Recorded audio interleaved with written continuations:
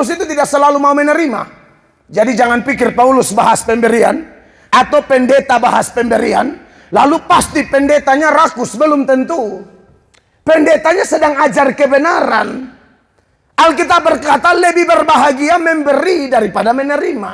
Memberi itu adalah perintah. Tapi bukan manfaatkan ayat-ayat memberi supaya seada-adanya. Asal orang memberi kita terima. Hati-hati, kadang-kadang ada pemberian yang menghancurkan pelayanan. Memberi tidak harus langsung ngomong duit, bukan.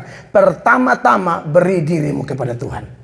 Kenapa ini penting? Bapak Ibu tahu? Siapa penyumbang terbesar bait Allah di zaman Yesus lahir? Herodes. Tapi apakah dia sembah Tuhan? Tidak. Jangan hanya mau nyumbang tapi tidak menyerahkan diri, itu keliru. Pertama-tama persembahkan dulu tubuhmu sebagai persembahan yang hidup, yang kudus dan yang berkenan kepada Allah.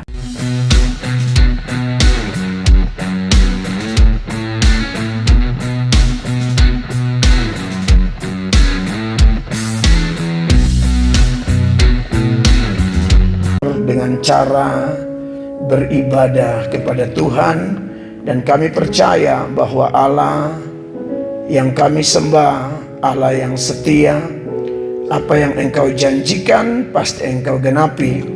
Engkau akan membuat perbedaan antara orang yang beribadah kepadamu dan yang tidak beribadah kepadamu. Berkatilah kami dengan firman-Mu yang akan segera kami dengar. Kami tahu Tuhan sudah mengampuni dosa kami, maka tidak ada penghalang apapun untuk kami menerima berkat, sukacita, pertolongan, mujizat, kemenangan yang berasal dari Tuhan. Datanglah kerajaan-Mu, jadilah kehendak-Mu di tempat ini seperti di sorga.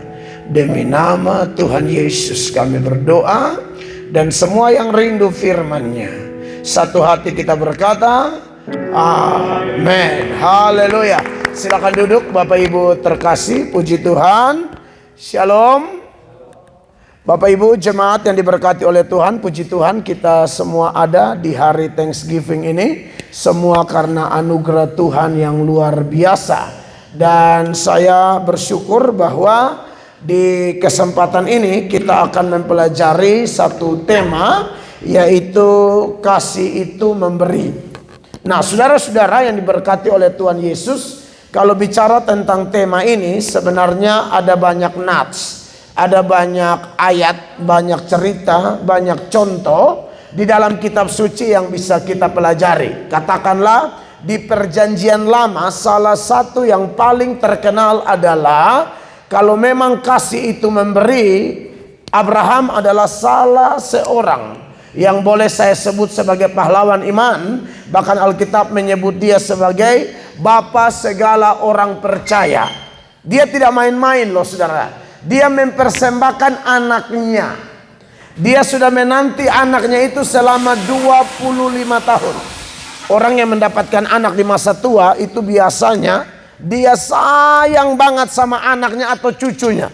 Ya, Abraham menanti, dan menanti itu adalah satu pekerjaan yang sangat melelahkan, satu pekerjaan yang sangat membosankan. Tapi setelah mendapatkan Ishak, Allah menguji dia.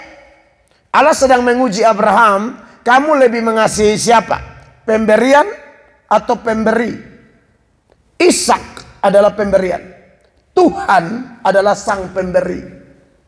Sama kayak kita Bapak Ibu terkasih. Suami pemberian, istri pemberian, anak pemberian, harta pemberian, pekerjaan pemberian, pangkat, kedudukan, pengaruh, itu semua pemberian. Kadang-kadang Allah masih bisa menguji kita seperti dia menguji Abraham. Lebih cinta dia sang pemberi atau pemberian? Faktanya adalah banyak orang lebih cinta pemberian daripada sang pemberi. Yesus berkata, barang siapa mau mengikut aku tapi engkau lebih mengasihi papamu, mamamu, anakmu laki-laki dan perempuan lebih daripadaku, engkau tidak layak bagiku. Jadi Yesus meminta bahwa dia mendapatkan prioritas tertinggi dalam hidup saya dan saudara sebagai orang percaya. Dan sebenarnya teladan paling agung bukan Bapak Abraham, tapi Bapa di sorga. Amin.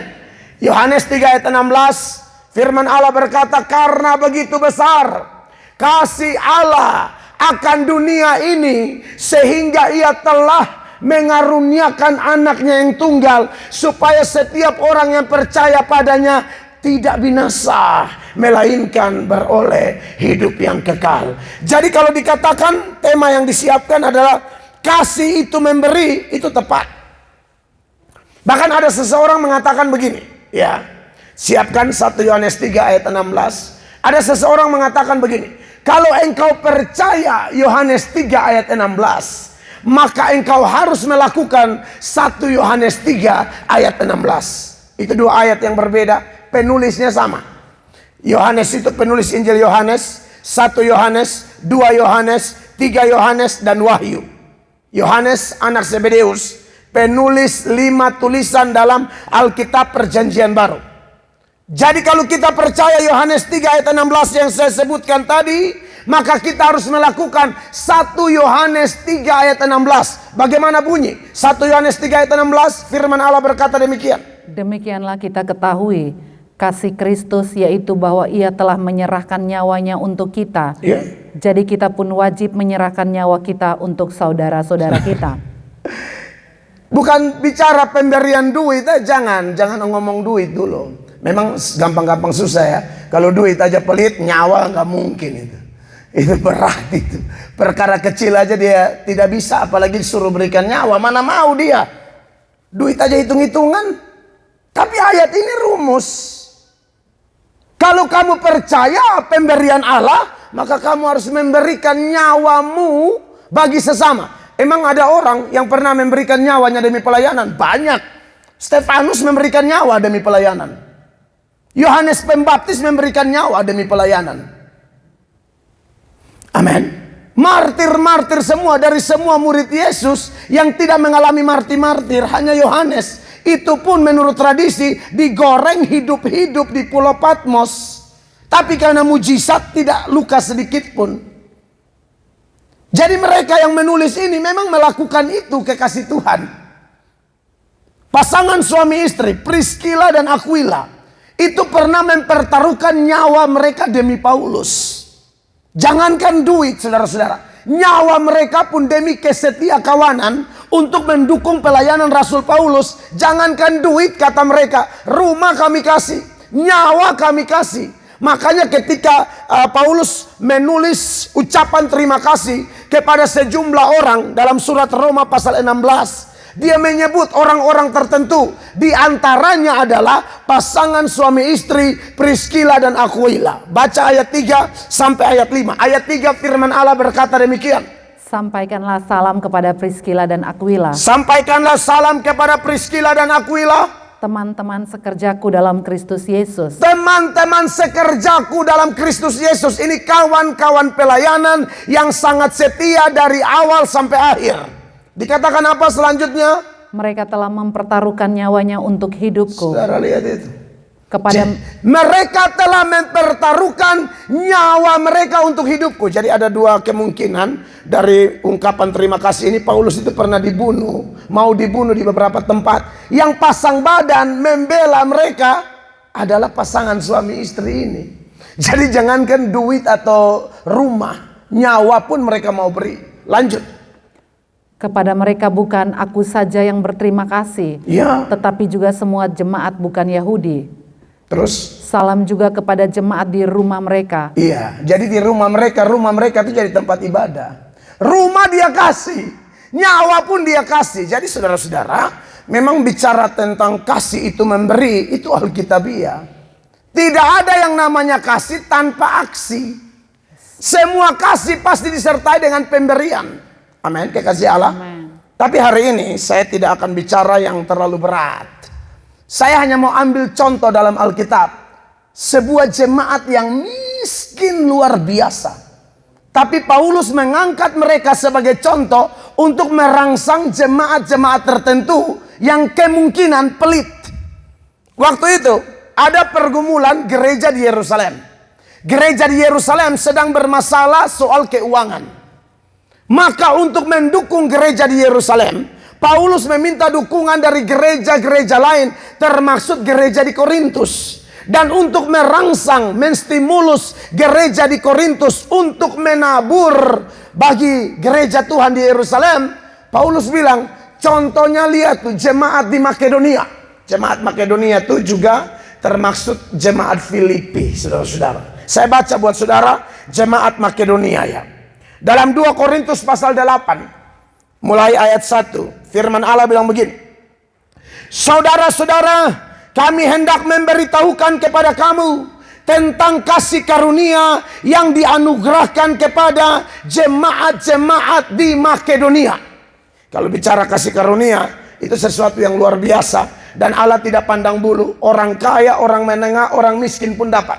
Dan kalau orang miskin menerima kasih karunia, walaupun dia miskin materi, Bapak Ibu. Ini bukan orang kaya materi, miskin materi. Tapi secara kemurahan, mereka kaya luar biasa.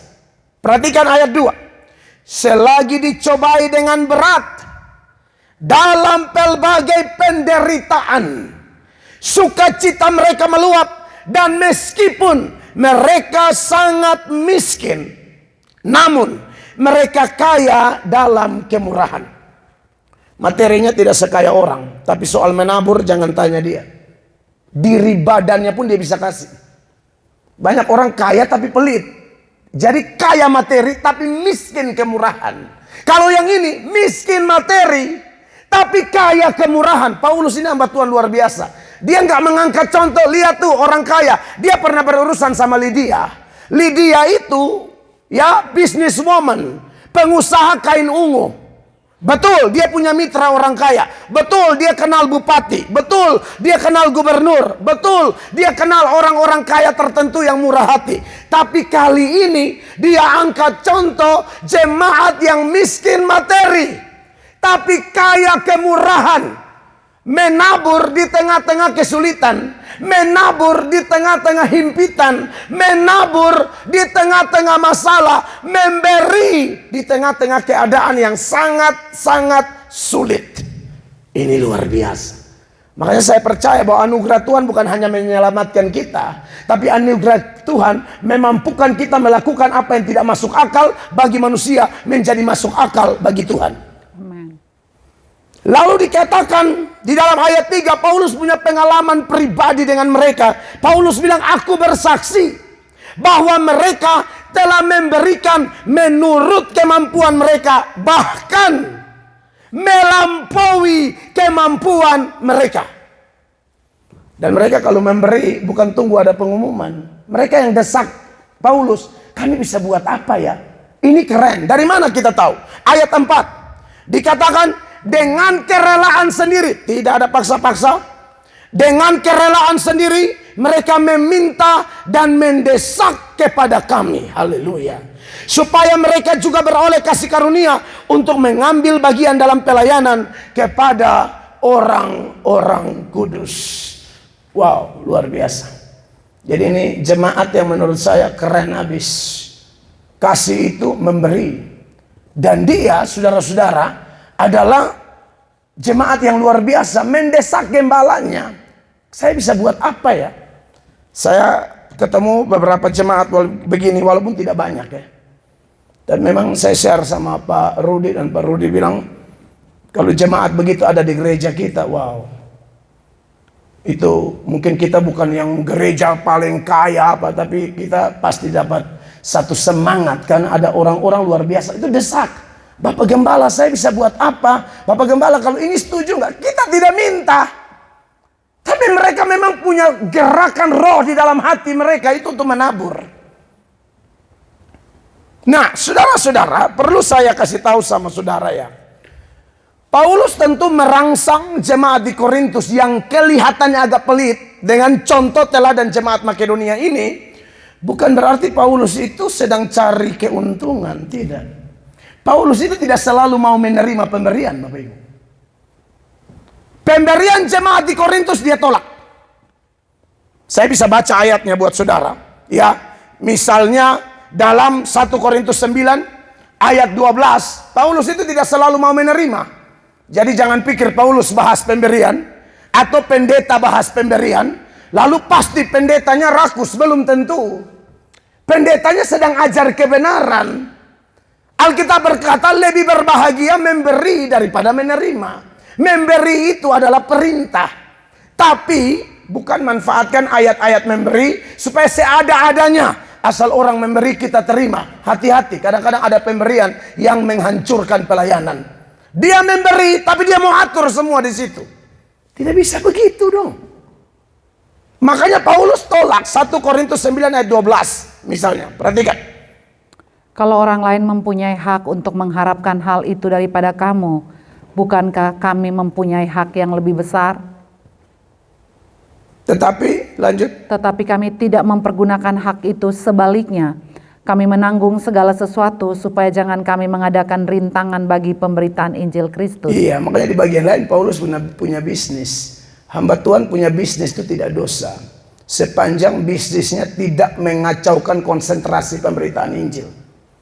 Kalau bisnis justru menunjang pelayanan, bagus. Ya. Makanya kepada jemaat di Korintus ini yang kelihatannya agak pelit, Paulus bilang, saya tidak minta apa-apa dari kamu.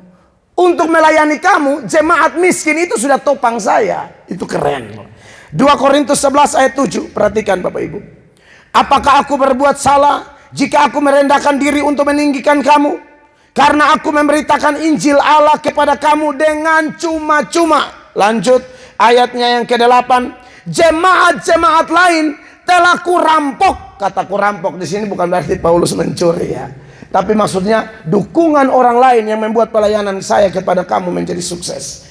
Jemaat-jemaat lain telah kurampok dengan menerima tunjangan dari mereka supaya aku dapat melayani kamu. Saudara bayangkan.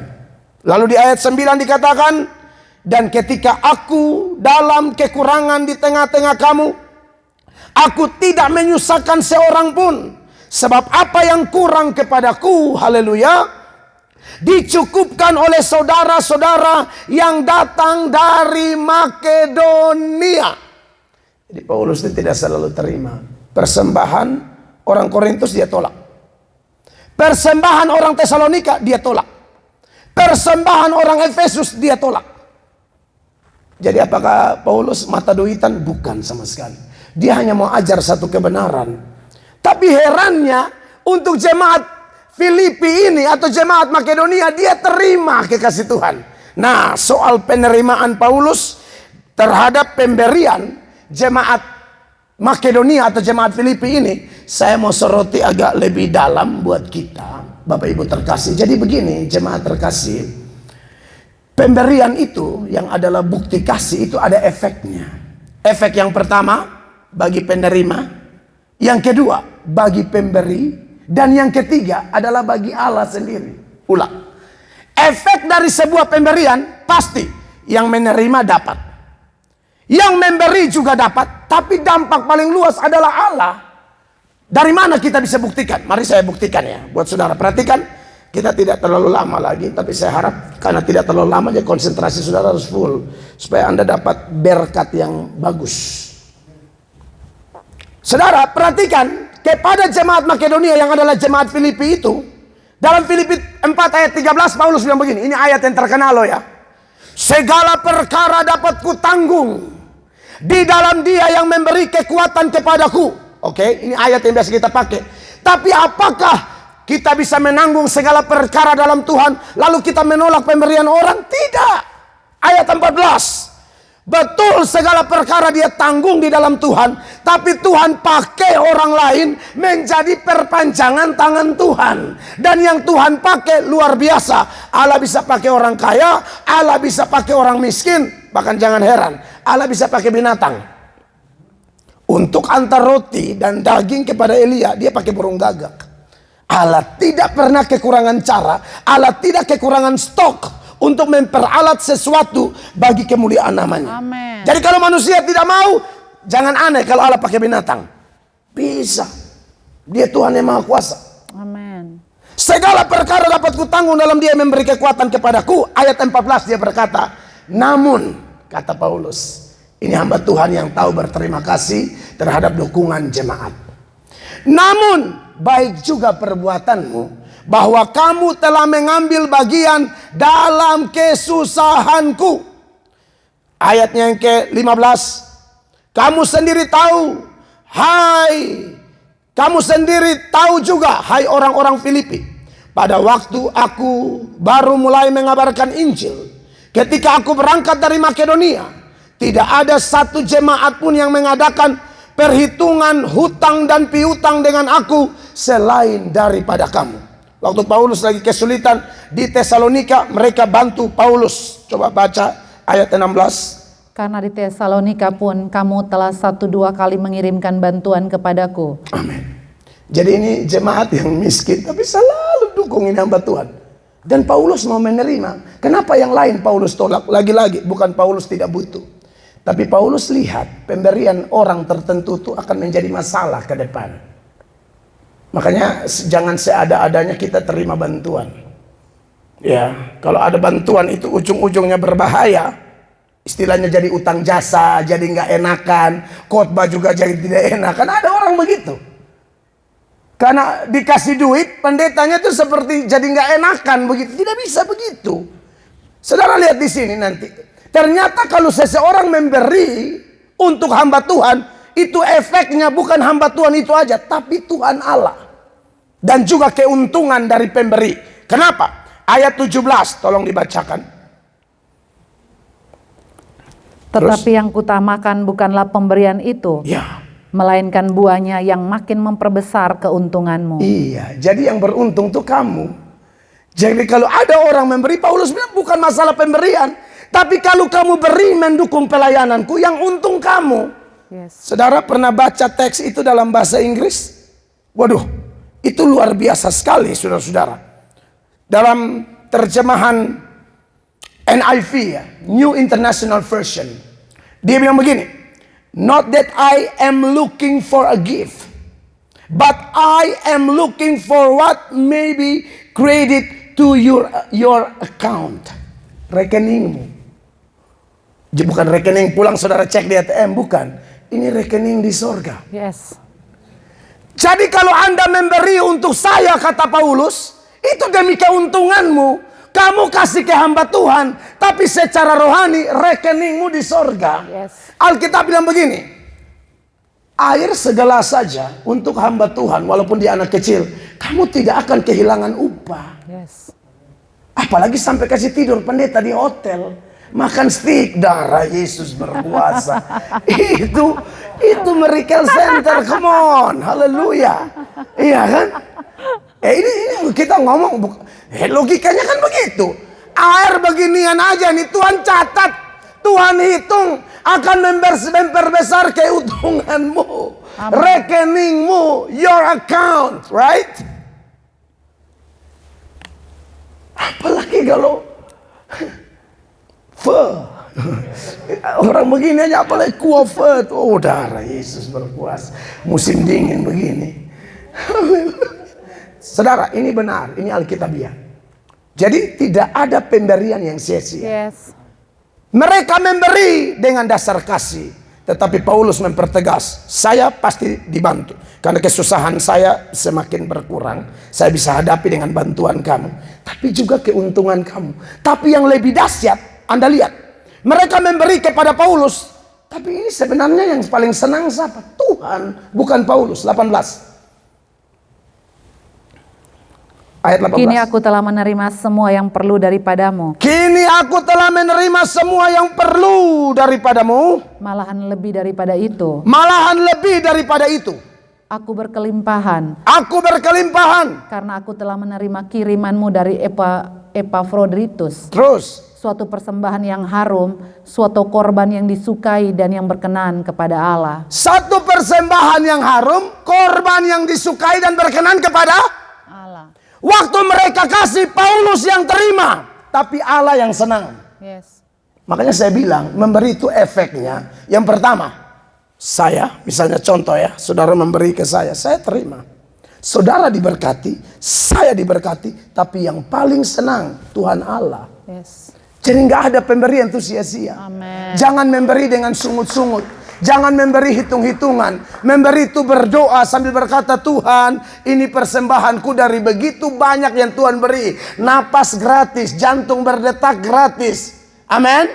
Tuhan berkati istri, anak, cucu, bisnis, usaha. Dari yang tidak ada Tuhan mulai angkat dari satu tangga ke tangga yang lain. Aku tidak tahu mau balas apa Tuhan. Ini yang aku persembahkan.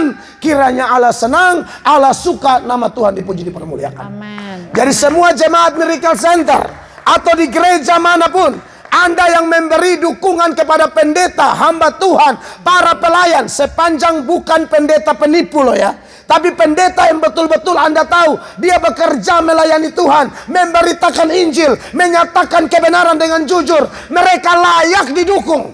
Amin. Mereka harus didukung. Mereka pasti tertolong, Anda beruntung, dan yang paling penting, Tuhan Allah senang. Amin. Tuhan Allah tersenyum dari surga. Tuhan Allah bersuka cita. Dan saudara jangan dikte Tuhan apa yang harus Tuhan buat bagi Anda dan saya. Baca ayat 19-nya. 19-nya bilang apa? Allahku akan memenuhi segala keperluanmu. Allahku akan memenuhi segala keperluanmu. Catat itu. Dia tidak pernah berdusta, saudara-saudara. Terus. Menurut kekayaan dan kemuliaannya dalam Kristus Yesus. Saudara lihat ini. Mereka memberi dari kekurangan mereka. Tapi Allah membalas dari kekayaan Allah. Amin. Catat itu. Mereka beri dari kemiskinan mereka, dari kekurangan mereka, dari penderitaan mereka. Tapi Allah membalas. Allah yang mana? Pencipta langit bumi, laut beserta segala isinya. Allah pemilik segala sesuatu. Amin. Kau beri dari kemiskinanmu, kau beri dari kekuranganmu, Allah akan balas dari kelimpahan yang Dia punya. Amin. Saudara, siapa mau ragu Tuhan Allah? Diskusi dengan Pastor Rudy membangkitkan rohani saya. Kita melayani Tuhan, Pak. Hal yang sama saya ngomong ke anak-anak saya, kepada semua pendukung pelayan, dan mereka semua merasakan, terbukti nggak ada yang namanya melayani Tuhan sungguh-sungguh kekurangan, tidak ada. Kalau ada orang yang melayani tapi kekurangan, mungkin Anda tidak mempraktekkan ayat-ayat ini dengan benar, atau Anda tidak mempraktekkan Matius 6 ayat 33 secara serius. Tetapi carilah dahulu kerajaan Allah dan kebenarannya. Semuanya akan ditambahkan kepadamu. Segala keperluanmu, kebutuhanmu. Allah kita bukan Allah yang buta dan Allah yang tuli. Amin. Saudara masih ingat cerita Petrus? Dia pinjam perahu Petrus dalam Lukas pasal 5 ayat 1 sampai 11. Dia pinjam perahu Petrus menjadi mimbar. Dari perahu itu dia beritakan firman. Setelah firman disampaikan, apa yang menjadi mimbar? Perahu Petrus. Alat mencari nafkahnya Petrus. Setelah itu dia bilang apa? Bertolak lebih dalam. Tebarkan jala di sebelah kanan. Petrus bilang, guru, telah semalam-malaman kami ini berlelah-lelah cari ikan, tidak dapat. Petrus itu lebih pengalaman dari Tuhan Yesus. Petrus itu nelayan. Tuhan Yesus itu anak-anak mebel. Kan tukang kayu. Dia anak-anak Nazaret yang kerjanya cuma mebel. Mana tahu tentang nelayan. Yang lebih pakar itu Petrus. Tapi yang kata-tapan mungkin waktu dia ngomong dia kaget sendiri. Aduh, kenapa saya mendikte Tuhan ya? Lalu dia bilang, tapi karena guru yang suruh saya tebarkan juga. Itu waktu tarik itu berkat. Saya pakai bahasa NTT bilang, hela tahan tarontong. Hela tahan tarontong itu maksudnya kau tarik sampai mabuk. Kau menikmati berkat sampai berkelimpahan. Amin. Tak usah dikte Tuhan. Yes. Kalau sampai saudara capek untuk Tuhan, Yes. pakai mobilmu, antar jemput jemaat. Ada jemaat di sini yang pulang, Bapak Gembala, kasihan juga saya lihat pagi-pagi beliau harus bangun, antar jemput. Dan beberapa jemaat, orang-orang percaya yang saya ketemu di LA itu hatinya luar biasa. Saya jarang, sepanjang saya dari 2017 masuk Amerika, saya jarang ketemu ada orang-orang tuh ngomel-ngomel pelayanan. Betul, Pak. Terima kasih banyak buat semua saudara-saudaraku di Amerika. Tingkatkan itu. Kau buat sesuatu yang benar sesuai firman. Amen. Saya bisa buktikan lebih dalam lagi. Hanya waktu terbatas. Teruslah lakukan yang terbaik. Amin. Tuhan akan membalas yang terbaik bagi kita. Amen. Dan sebagai penutup, apa rahasianya? Jemaat ini kok bisa melakukan itu? Itu ada di ayatnya yang ke-5. Dari 2 Korintus 8 itu ya. 2 Korintus 8 Ayatnya yang kelima saya baca buat saudara dan saya. Mereka memberikan lebih banyak daripada yang kami harapkan. Mereka memberikan diri mereka pertama-tama kepada Allah, kemudian oleh karena kehendak Allah juga kepada kami. Jadi memberi tidak harus langsung ngomong duit, bukan. Pertama-tama beri dirimu kepada Tuhan. Kenapa ini penting? Bapak Ibu tahu? Siapa penyumbang terbesar bait Allah di zaman Yesus lahir? Herodes. Tapi apakah dia sembah Tuhan? Tidak. Jangan hanya mau nyumbang tapi tidak menyerahkan diri, itu keliru. Pertama-tama persembahkan dulu tubuhmu sebagai persembahan yang hidup, yang kudus dan yang berkenan kepada Allah. Nanti baru yang lain, itu tak usah ajak. Orang yang sudah persembahkan diri bagi Tuhan, jangan ajar dia tentang duit. Orang kami di NTT bilang kalau mau kasih itu dia tutup mata aja. Istilah tutup mata tuh maksudnya dia nggak hitung-hitungan deh. Untuk apa? Pekerjaan Tuhan. Ini Tuhan. Dan saya juga pada kesempatan ini minta terima kasih buat jemaat di Indonesia, di NTT khususnya, di Amazing Grace. Yang sampai hari ini Anda melakukan itu, kebenaran ini juga untuk Anda. Terus lakukan yang terbaik dengan tulus dan kamu percaya Tuhan akan balas tepat pada waktunya. Beri tepuk tangan yang meriah bagi Tuhan. Saya selesai. Tuhan dimuliakan. Haleluya. Haleluya. Mari